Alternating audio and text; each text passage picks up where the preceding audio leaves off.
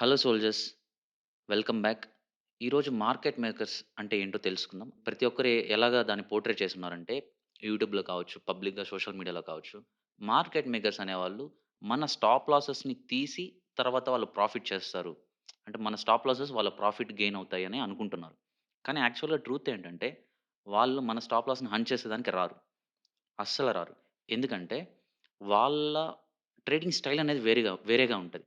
అది నేను very detail కాకపోయినా మీకు అర్థమయ్యేలాగా సింపుల్ లాంగ్వేజ్‌లో ఎక్స్‌ప్లెయిన్ చేసానికి ట్రై చేస్తాను. మార్కెట్ మేకర్స్‌లో ఎన్ని టైప్స్ ఉంటాయో చూద్దాం. ఇన్‌స్టిట్యూషనల్ మార్కెట్ మేకర్స్ అంటే ఏంటంటే, ఎగ్జాంపుల్ సిటడెల్, ఐబీఎం, మన ఎస్‌బీఐ, అలాగే ఎనీ బ్యాంక్స్ లేదా ఒక పెద్ద ఆర్గనైజేషన్ కావచ్చు, లేదంటే పెద్ద పెద్ద కంపెనీస్ కావచ్చు.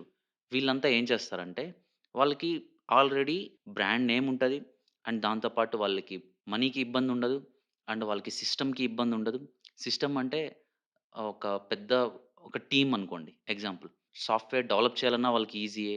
లేదంటే మనీ ఫ్లో చేయాలన్నా ఈజీయే. అన్నీ ఒక ప్రాపర్ వేలో ఉంటదనమాట. చాలా మందికి మార్కెట్స్‌లో సైంటిస్ట్‌లు ఉంటారని తెలీదు. ఆ సైంటిస్ట్‌లు అనేవాళ్ళు చాలా హై పెయిడ్ జాబ్స్ అవంతా. ఇలాంటి కంపెనీస్ కింద వర్క్ చేస్తారు. సో, వాళ్ళ అలోన్‌గా అయితే ఏది వర్క్ చేయరు. ఓకే. మార్కెట్స్‌లో అలోన్‌గా చేయాలంటే అందరూ ఐసీటీలు కాదు. లేదా అందరూ అలాగా లోన్లీ వుల్ఫ్ లాగా ట్రేడ్ చేయలేరు. డిఫరెంట్ సినారియోస్‌లో వాళ్ళ బ్యాక్‌గ్రౌండ్స్ బట్టి మారిపోతా ఉంటది. సో, ఇప్పుడు ఈ కంపెనీస్ అనేది ఒక సింగిల్ పర్సన్ మీద ఏ కంపెనీ వర్క్ అవ్వదు. వాళ్ళకొక ప్రాపర్ టీమ్ అనేది ఉంటది. సో, ఆ టీమ్‌లో ఎవరెవరు ఉంటారో ఏంటో చూద్దాం. ఫస్ట్ యాజ్ యూజువల్ ఒక సాఫ్ట్‌వేర్ కంపెనీ ఎలా ఉంటది? ఒక మేనేజర్ ఉంటారు. ఆ మేనేజర్ కింద ఒక ప్రాజెక్ట్ ఉంటది. మేనేజర్‌కి ప్రాజెక్ట్ ఇస్తారు. దాని కింద సెపరేట్ టీమ్స్ ఉంటాయి కదా! దానికి టీమ్ లీడర్స్ ఉంటారు. So and so. దీనికి కూడా అంతే. ఒక మేనేజర్ ఉంటాడు. ఆ మేనేజర్ కింద టీమ్స్ ఉంటాయి. ఎగ్జాంపుల్ టీమ్ 1, టీమ్ 2, టీమ్ 3 అనుకుందాం. ఎవ్రి ప్రాజెక్ట్‌కి ఒక సైంటిస్ట్ ఖచ్చితంగా ఉంటాడు.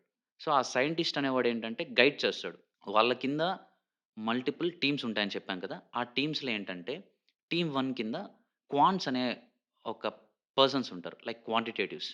నాకు తెలిసి మీరు చాలామంది వినుండకపోవచ్చు. లైక్ క్వాంటిటేటివ్స్ అంటే లైక్ వాళ్ళేం చేస్తారంటే, దానికంటూ స్పెషల్‌గా చదువుతారు. మన ఇండియా నుంచి కూడా చాలామందున్నారు. పెద్ద పెద్ద యూనివర్సిటీల్లో దానికోసం సెపరేట్ కోర్సులు చదివి, దాంట్లో ఏమేమి ఇంక్లూడ్‌గా ఉంటాయంటే ఎగ్జాంపుల్ చెప్తున్నాను. కోడింగ్, మ్యాథ్స్ ఇవంతా ఇంక్లూడ్ చేసి వాళ్ళొక స్ట్రాటజీని బిల్డ్ చేస్తారు. ఆ స్ట్రాటజీని సైంటిస్ట్ అనే నేను చెప్పిన్నాను కదా! సైంటిస్ట్ అనే వ్యక్తి ఉంటారనేసి. వాళ్ళంతా టీమ్‌తో డిస్కషన్ చేసుకొని ఒక ప్రాజెక్ట్ రెడీ చేస్తారు. వాళ్ళేదైతే ఒక స్ట్రాటజీయో లేకపోతే so called trade setup ready చేసుంటారో దాన్ని వాళ్ళు ప్రోగ్రామింగ్ చేస్తారు. ఇప్పుడు దానికి డబ్బులు ఖర్చవుతది కదా! అంటే ఒక క్వాంట్ ఈజ్ ఈక్వల్ టు 10 మంది హ్యూమన్ బీయింగ్స్. లైక్ అంత తెలివితో ఉంటారనమాట. సో, వాళ్ళేంటంటే ఎవ్రి క్వాంట్‌కి ఒక డిఫరెంట్ డిజిగ్నేషన్స్ అనేవి ఉంటాయి. Example quant researchers, quant developers, quantitative risk analyst ఇలాగ చాలామందుంటారు. సో, వీళ్ళంతా కలిపి ఒక స్ట్రాటజీ బిల్డ్ చేస్తారు. అలాగా నేను ఇందాక చెప్పినట్టు 3 టీమ్స్, 4 టీమ్స్ అలా depends on the project. So, అలాగా 4, 5 టీమ్స్ ఉంటాయి. వాళ్ళంతా కలిపి ఒక సాఫ్ట్‌వేర్‌ని రెడీ చేసి, ఆ సాఫ్ట్‌వేర్‌ని వర్క్ చేపిస్తారు. ప్రతి స్ట్రాటజీ అనేది ఒక పర్టిక్యులర్ టైమ్ తర్వాత ఎగ్జాస్ట్ అయిపోతది మార్కెట్ మేకర్స్ దగ్గర. ఆ మార్కెట్ మేకర్స్ మళ్ళీ ఇంకో స్ట్రాటజీ కోసం రెడీ అవుతారు. ఇప్పుడు మీరు ఆలోచించుకొని చూడండి. ఇంత ప్రాసెస్ ఉంది కదా! ఇంత ప్రాసెస్‌లో ఎవ్వరు మన స్టాప్ లాస్‌ని తినాలని చూడరు.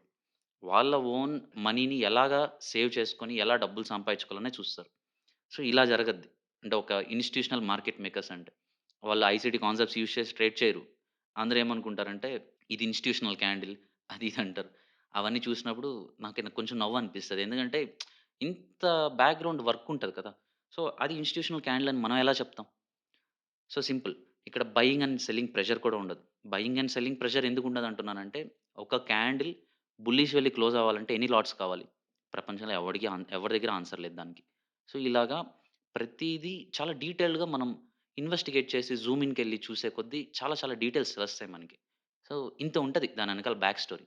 మనం అనుకున్నట్టు మన స్టాప్ లాస్‌లు తినేదానికొస్తారంటే ఇంకా మీరే ఆలోచించుకోండి. అది ఎంత సిల్లీగా అనిపిస్తుందో. High frequency market makers. దీనికి కూడా చాలా డబ్బులు కావాలి. నేను ఫస్ట్ ఇందాక చెప్పినట్టు ఒక క్వాంటిటేటివ్‌కి సాలరీ పే చేయాలంటే వాళ్ళకి లక్షల్లో ఉంటది. 10,00,000, 20,00,000 అలా ఉంటాయి సాలరీస్. అలాగా వాళ్ళు ఊరికే ఇవ్వరు కదా! ఎవరు కూడా సాలరీస్. అంతంత డబ్బులు హ్యూజ్ మనీ ఇచ్చి. సో, అదే విధంగా హై ఫ్రీక్వెన్సీ ట్రేడింగ్. దీంట్లో ఏంటంటే ప్రీవియస్ దాంట్లో చూసినప్పుడు ఏంది? మనుషులు వర్క్ చేస్తున్నారు దాని మీద. అండ్ వాళ్ళు ఒక స్ట్రాటజీని బిల్డ్ చేస్తున్నారు. దాన్ని సాఫ్ట్‌వేర్‌గా ఆల్గోరిథమ్‌గా కన్వర్ట్ చేస్తున్నారు. కానీ హై ఫ్రీక్వెన్సీ ట్రేడింగ్‌లో అలా ఉండదు. దీంట్లో కంప్లీట్‌గా హ్యూమన్ ఇంటర్వెన్షనే ఉండదు. మొత్తం ఆల్గోరిథమే. మొత్తం ఏఐ రన్ చేస్తది. దానికి చాలా చాలా సర్వర్స్ ఉంటాయి. అవి కూడా ఏంటంటే ర్యాండమ్‌గా ఇప్పుడు మన ఇండియాలోనే ర్యాండమ్‌గా నేను ఇక్కడ సర్వర్ పెడతాను. ఇక్కడ అనేసి ఇక్కడి నుంచి స్టార్ట్ చేస్తానంటే అలా కుదరదు. వాటికేంటంటే ఎగ్జాంపుల్‌గా నాస్డాక్ హెడ్ ఆఫీస్ ఉందనుకోండి. దాని పక్కనే ఇలాంటి ఆఫీసెస్ అనేది తీసుకుంటారు. హై రెంట్ పే చేయాలి. సో, దాని మెయింటెనెన్స్ హైగా ఉంటది. ఓకేనా? ఏదన్నా ఒక ఫర్ ఎగ్జాంపుల్ ఎన్ఎస్‌సి కూడా ఉంది. ఎన్ఎస్‌సి పక్కనే నువ్వు ఒక పెద్ద ఆఫీస్ ఓపెన్ చేయాలంటే ఆబ్వియస్‌గా ఏదన్నా హై రెంటే ఉంటాయి అలాంటి దగ్గరలో. ఇది చాలా యూనిక్‌గా ఉంటది. ఎక్కువ లాట్స్ ఆఫ్ సైజ్‌తో ఎళ్తారు. ఎక్కువ పొజిషన్‌తో వెళ్తారు మార్కెట్‌లోకి. వెళ్ళిన తర్వాత వితిన్ షార్ట్ స్పాన్ ఆఫ్ టైమ్‌లో అంటే ఒక్క సెకండ్‌లో 100 ట్రేడ్స్ కూడా చేసి కంప్లీట్ చేసి వచ్చేస్తది ఏఐ. అది హ్యూమన్ చేయలేరు. సో, ఇవన్నీ బిల్డ్ చేయాలంటే దానికి సాఫ్ట్‌వేర్ కావాలి. అది ఎంత ఫాస్ట్‌గా వర్క్ అవ్వాలో ఆలోచించుకోండి. ఒక్క సెకండ్‌లో 100 ట్రేడ్‌లు చేయాలంటే వేలు కూడా అవ్వచ్చు. కానీ అవి ఎక్కువ బల్క్ ఆర్డర్స్‌తో వెళ్తారు. ఎక్కువ number of lots bulk orders in the sense. ఎక్కువ డబ్బులతో వెళ్లి చిన్న చిన్న టార్గెట్స్ బుక్ చేసుకొని వచ్చేస్తారు. వాళ్ళ టార్గెట్స్ ఎలా ఉంటాయంటే 19,000 ఉందనుకోండి. 19,000.25 వాళ్ళ ప్రాఫిట్. ఆ 0.25 వాళ్ళ ప్రాఫిట్ గెయిన్. సో, ఇలాగ ఏం చేస్తారంటే ఇలాగ చిన్న ప్రాఫిట్స్ తీసి ఒక రోజుకి వేలల్లో కూడా ట్రేడ్ చేస్తారు. అంటే నంబర్ ఆఫ్ ట్రేడ్స్ దాని గురించి చెప్తున్నాను. సో, అలా చేసి వాళ్ళ ప్రాఫిట్ గెయిన్ అనేది మార్జిన్ అక్కడ ఉంటదనమాట. సో, అదొక ట్రేడింగ్ స్టైల్. ఇప్పుడు చూడండి వీళ్ళెవ్వరు మీ స్టాప్ లాస్‌లు తినేదానికి రావడం లేదు. ఎవ్వరు స్ట్రాటజీ వాళ్ళది, ఎవరు ఒక కాన్సెప్ట్ వాళ్ళది. అక్కడ యూజ్ చేసి వస్తున్నారు. మోస్ట్‌లీ టెక్నికల్ టర్మ్స్ మీద కాకుండా వచ్చే మార్కెట్‌లో నుంచి ఆర్డర్ ఫ్లో డేటా అనేది ఒకటుంటది. ఆర్డర్ ఫ్లో డేటాని యూజ్ చేసి వాళ్ళు ట్రేడింగ్ అనేది చేస్తారు. సో, ఆ డేటా కూడా మార్కెట్‌లోంచి ఎంత ఫాస్ట్‌గా వాళ్ళు లాగగలుగుతారో ఆ సర్వర్స్ అందుకే మనకి.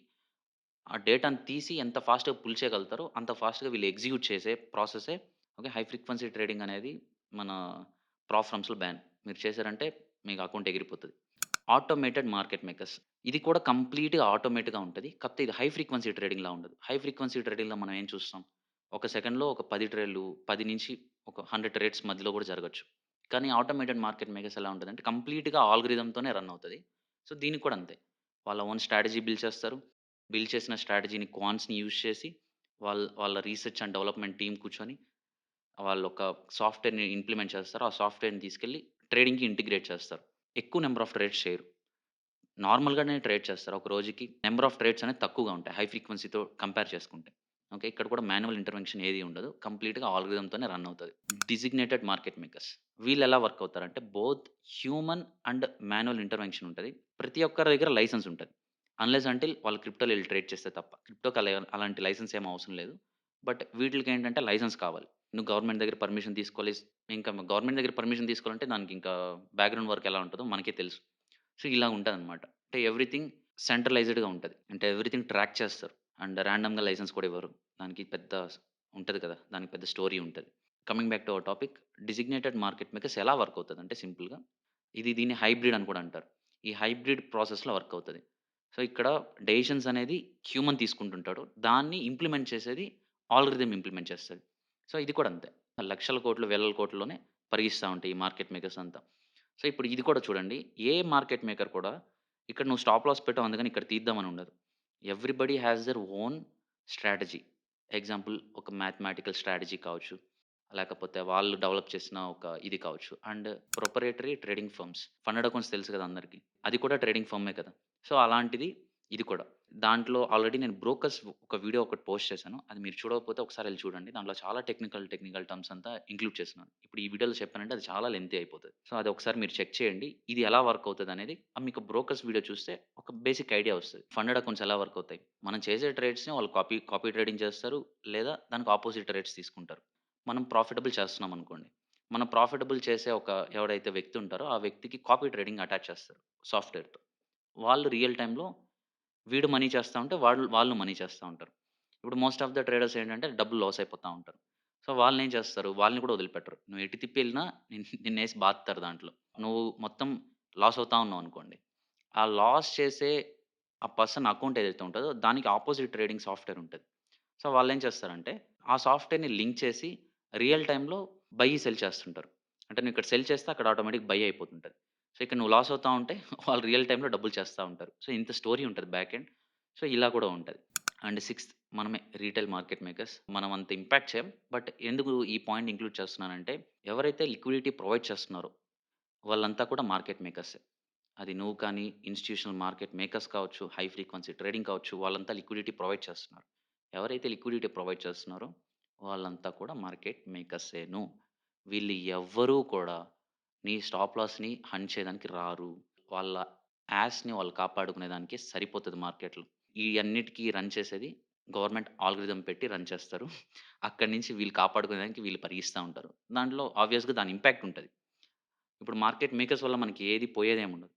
వాళ్ళ వల్ల మనకి ఇంకా ప్లస్ పాయింట్ ఏమవుతదంటే లిక్విడిటీ ప్రొవైడ్ చేస్తారు. ఎక్కువ లిక్విడిటీ ప్రొవైడ్ చేస్తే మార్కెట్ ఫ్లో చాలా ఈజీగా ఉంటది. హై వాలటిలిటీ ఉంటది. హై వాలటిలిటీ ఉంటే మనం మనీ మేక్ చేసుకోవచ్చు. As simple as that.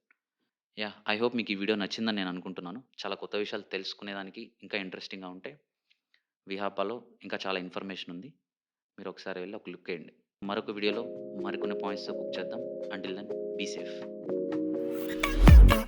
I don't understand what's been on my mind lately. It's slow and messy. I don't understand why being so nice to me.